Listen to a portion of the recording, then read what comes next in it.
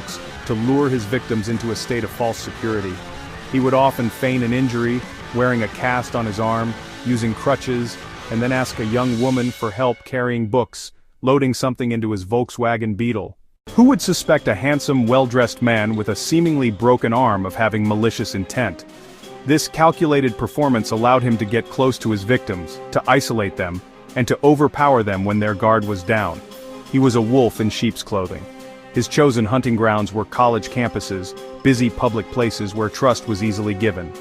The disappearances continued throughout the spring and summer of 1974, creating a climate of immense fear. On July 14, 1974, he committed one of his most brazen attacks at Lake Sammamish State Park, a popular recreation area bustling with people. In broad daylight, he approached multiple women, introducing himself as Ted and asking for help with his sailboat. He successfully abducted two young women, Janice Ott, Denise Nasland, from the crowded park just hours apart.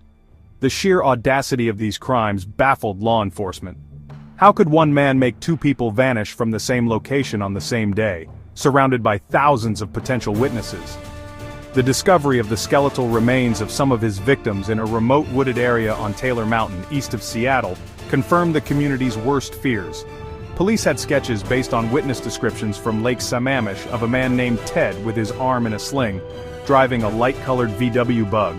They had a name, a description, and a vehicle type, yet the man himself remained a ghost. In the fall of 1974, Ted Bundy moved to Salt Lake City to attend law school at the University of Utah, and the wave of terror followed him. Soon after his arrival, young women began disappearing in Utah under circumstances eerily similar to the cases in Washington. The first was Nancy Wilcox, a 16-year-old cheerleader who vanished from Holiday, Utah, in October.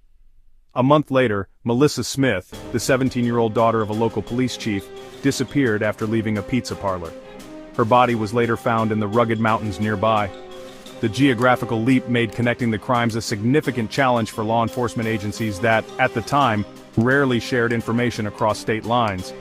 A critical break in the case came in August 1975. A Utah Highway Patrol officer pulled over a Volkswagen Beetle for driving suspiciously in the early morning hours. The driver was the clean-cut law student Ted Bundy. A search of his car revealed a strange collection of items: a crowbar, a face mask, rope, and handcuffs.